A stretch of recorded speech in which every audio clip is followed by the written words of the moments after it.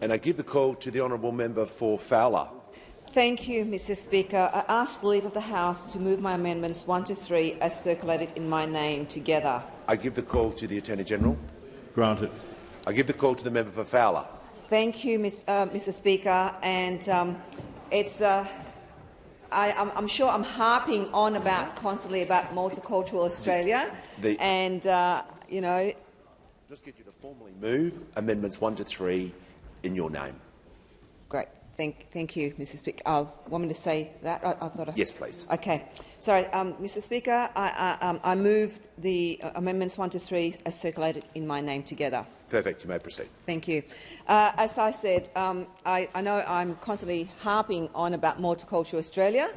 Since being elected, I feel that Multicultural Australia, especially in my electorate of Fowler, where 70% of our population is born overseas and English is second language, and therefore every decision that we make in this House, I have to take into consideration that is actually goes to my community. First of all, I applaud the government for taking the necessary steps to end corruption and prevent further future corruption. It is important to also note the tireless advocacy of crossbench members that have come before me, like the former member for Indy, Cathy McGowan, and those in other places. It is important to also give recognition to my colleague, the current member for Indi, Dr. Helen Haynes. She has been a passionate, obviously, driver of this bill. She holds herself to the highest standards, not only in this House, but also to her community every day.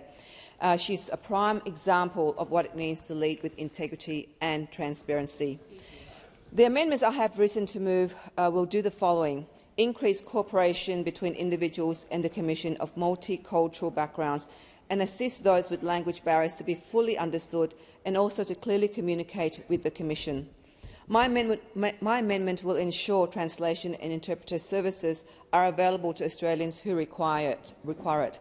It means the Commission will need to provide contact details for a translator service in a situation where there is a language barrier. This amendment will ensure that it is followed through the summons and Commission's investigative processes.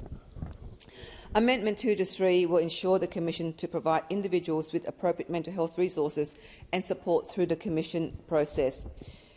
Being called in front of an Integrity Commission can be daunting. It can be shocking, and it can lead to suicide.